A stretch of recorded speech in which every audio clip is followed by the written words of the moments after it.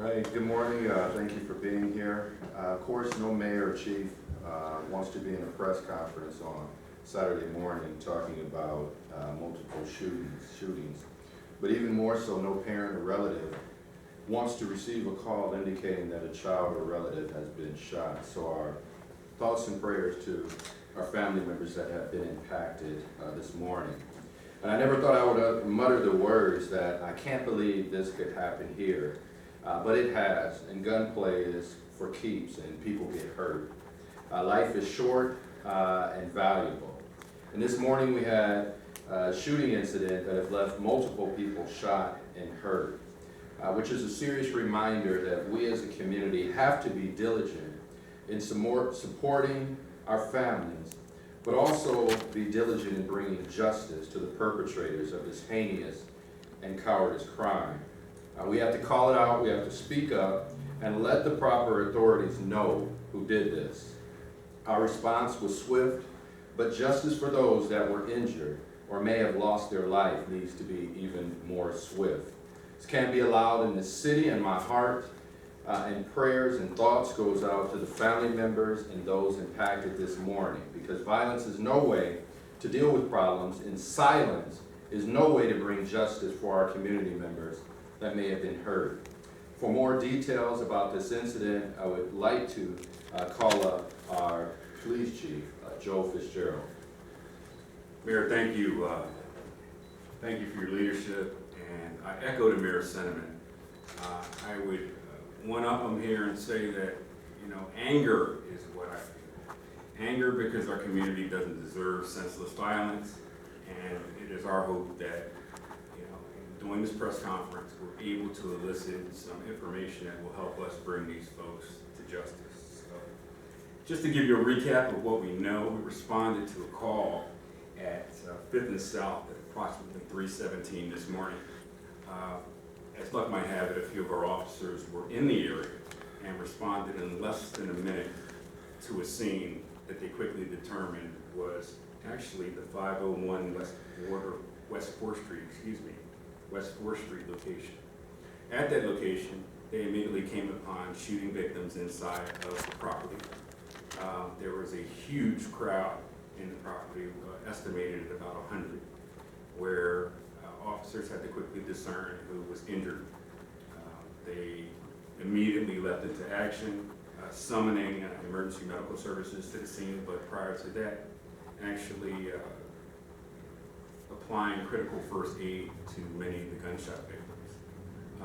Unfortunately, as of the time of this press conference, one person has succumbed to their injuries. 11 others were confirmed as injured and 8 suffering from gunshot wounds, one of which is still in critical condition. We have a shooting on our hands of some significant proportion. We do know that gunfire was exchanged inside of this location. It was not a nightclub. It was not authorized to be a place where people gather in that sort of size. And what we know is that several hundred potential witnesses are out there that can provide information as to what exactly transpired inside of the location, how the gunfire erupted, and our hope is that with this message that we elicit the type of information that we need to bring these people to justice. The remaining injuries outside of the gunshot wounds were people exposed to debris and flying glass from the gunshots that went off in the location. We also know that one of the exits inside of the location had to be destroyed in order for people to get out. So there's a combination of issues here.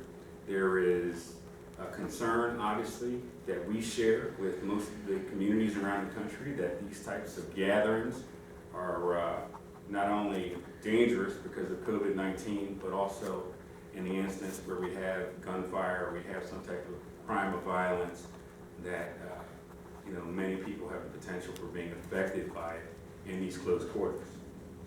So to ask you to pray for the victims, pray for the family members, but also pray that folks step up and speak out and give us the information we need to solve this crime. We have investigators working 24 hours a day. They will not rest until we have completed our scouring of the crime scene and our processing of any information that we receive relating to this crime. For those of you that have any information, please feel free to call us. I encourage you, I beseech you, call us at 319-291-4340 and use option 3, or contact us at Crime Stoppers.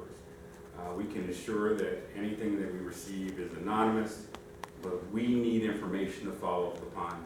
Too many lives are affected by what happened this morning. I'd open it to any press questions. Obviously, we had a shooting yesterday morning, several blocks north. Any indication that they're in any way connected at this point? At this point, no. Okay. We don't feel that we have a connection at this point, but we are not going to rule that out. Do we think that the shooter, the suspect from this morning, assuming it's one suspect, maybe multiple, do we think this might have been a targeted thing? Should the public be concerned at all? Well, some of the initial information that we do have generated that we're able to share is that inside of the location there was some kind of confrontation. So the confrontation really begets that the folks involved in the confrontation either were involved in it as a part of just bumping into each other inside of this location or from some kind of predetermined relationship. So we believe it's probably pretty isolated then. We believe it's isolated and we believe the latter. Okay. Do we know what kind of weapon was used? We do not at this time. Okay. In terms of the victim, I'm assuming probably still pending family notification. Do we have an age range at all? Well, there were multiple victims. Mm-hmm. Obviously, the age ranges are wide open here. Okay. We have folks that we feel were at that location in their 20s, and we have people upwards of 40, 45 years old that were there. This is a gathering of alleged motorcycle clubs, so urban motorcycle clubs, I should say, and the range and that group is pretty wide. For sure. You said officers were close to the area, thankfully, but definitely everyone can be thankful for that. Did they hear the shots, or did they get the call from through dispatch? Our officers actually heard gunshots, right, and were scouring the area when we got the more focused call in. So that enabled them to respond within a few seconds to get to the location. As I said before, it was under a minute, but realistically, seconds that they were able to just narrow down the location and then relay to radio and confirm that the 501 address was the correct address. I think it's been reported that there were some arrests for disorderly conduct at one of the local hospitals where some of the victims had been taken.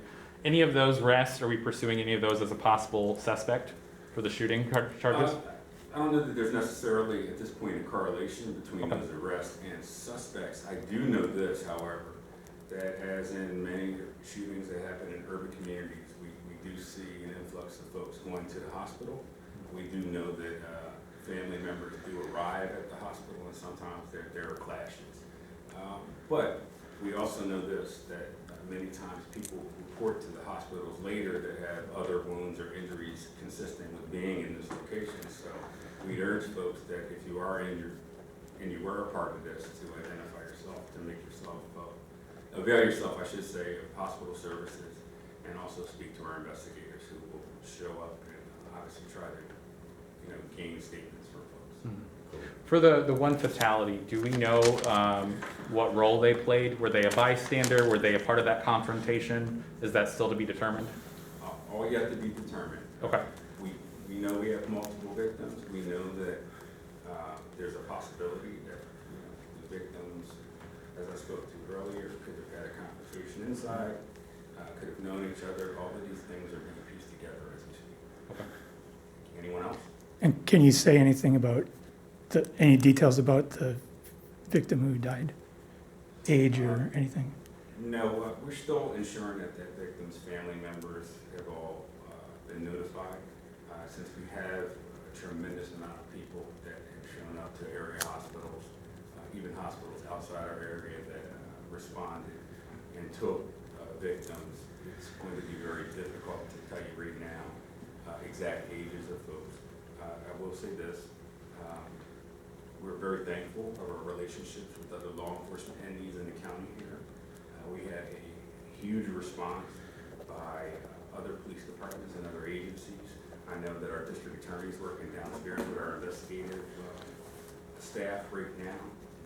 So we're working very diligently to bring some closure to people that were victims as a result of this incident. And I again implore folks to provide any information you can to us, to Crime Stoppers, and even if you know your neighborhood police officer, give that information to them. I understand, right, that they're offering a reward for information in the case? There's always a reward offered pursuant to Crime Stopper information. So, and again, you're able to remain anonymous if you need to. In regards, you said no liquor license there, it wasn't authorized to be a club or a bar or anything. Any sort of criminal charges outside of the shooting, maybe for the property owner or anything like that at this time? I can tell you that we, especially in this era of the COVID pandemic, discourage people from having mass parties and mass gatherings.